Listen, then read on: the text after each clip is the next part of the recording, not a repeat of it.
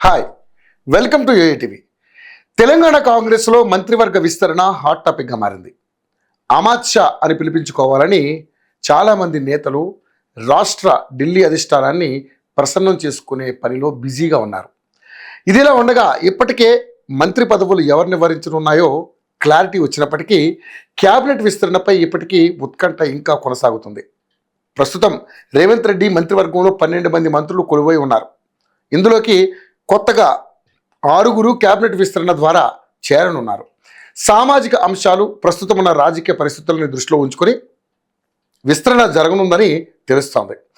BC సామాజిక వర్గానికి చెందిన వాకిటి శ్రీహరి, ఎస్సీ సామాజిక వర్గానికి చెందిన గడ్డం వివేక్ వెంకటస్వామి, రెడ్డి సామాజిక వర్గానికి చెందిన సుదర్శన్ రెడ్డి, కోమటిరెడ్డి రాజగోపాల్ రెడ్డి, ముస్లిం మైనారిటీ కోటా కింద అమీర్ అలీఖాన్కు కొత్త మంత్రివర్గంలో చోటు దక్కనుందని ఇప్పటికే పార్టీ వర్గాలు వెల్లడించాయి.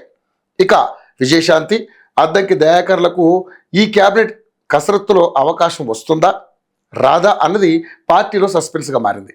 ఇబ్రహీంపట్నం ఎమ్మెల్యే మల్రెడ్డి రంగారెడ్డి, పరిగి ఎమ్మెల్యే రామ్మోహన్ రెడ్డి తమ వంతు ప్రయత్నాలు చేస్తున్నారు. వీరిలో ఒకరికి ప్రభుత్వ చీఫ్ విప్ పదవి దక్కనున్నట్లు చెబుతున్నారు. అయితే క్యాబినెట్ విస్తరణలో హోంశాఖపై పార్టీ అధినేతలు మల్లగుల్లాలు పడుతున్నారు. ఈ నేపథ్యంలో మంత్రిమండలిలో భారీ మార్పులు జరగనున్నాయని తెలుస్తోంది.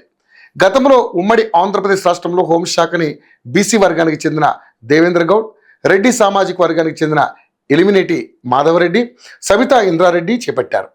ఆ తర్వాత బీఆర్ఎస్ హయాంలో ముస్లిం మైనారిటీ వర్గానికి చెందిన మహమూద్ అలీని హోంశాఖ వరించింది. ఇదిలా ఉంటే ఏపీ ప్రభుత్వాల్లో 2 మార్లు ఎస్సీ సామాజిక వర్గానికి చెందిన మేకతోటి సుచరిత, వంగలపూడి అనిత వంటి మహిళా నేతలకే హోంశాఖని కేటాయించారు. ప్రస్తుతం తెలంగాణలో కూడా అదే ఫార్ములాని అప్లై చేయాలని పార్టీ అధిష్టానం భావిస్తుందట. ఎస్టీ సామాజిక వర్గానికి చెందిన సీతక్క ప్రస్తుతం మంత్రిగా ఉన్నారు. అయితే ప్రస్తుతం ఉన్న సీతక్క పోర్ట్ఫోలియో మార్పులు చేపట్టి హోంశాఖని కట్టబెట్టనున్నారని తెలుస్తోంది. ఇక కోమటిరెడ్డి రాజగోపాల్ రెడ్డి తనకు హోంశాఖ అంటే ఇష్టమని తాజాగా వ్యాఖ్యానించారు. ఇక విద్యాశాఖ వివేక్కు అప్పగిస్తారని తెలుస్తోంది. వాకిటి శ్రీహరికి బీసీ సంక్షేమ శాఖ కేటాయిస్తారని పార్టీ వర్గాల్లో చర్చ జరుగుతోంది. ఇక మున్సిపల్ అడ్మినిస్ట్రేషన్ సుదర్శన్ రెడ్డికి అప్పగిస్తారని హస్తం పార్టీ నేతల్లో వినిపిస్తోంది. ఢిల్లీ పర్యటన సమయంలోనే పార్టీ అధినాయకత్వంతో రేవంత్ సామాజిక వర్గాల వారీగా మంత్రి పదవులు, శాఖల వారీగా కేటాయింపు పైన నిర్ణయానికి వచ్చినట్లుగా తెలుస్తోంది. ఉగాది నాడు మంత్రివర్గ విస్తరణ చేపడతారని తెలుస్తోంది.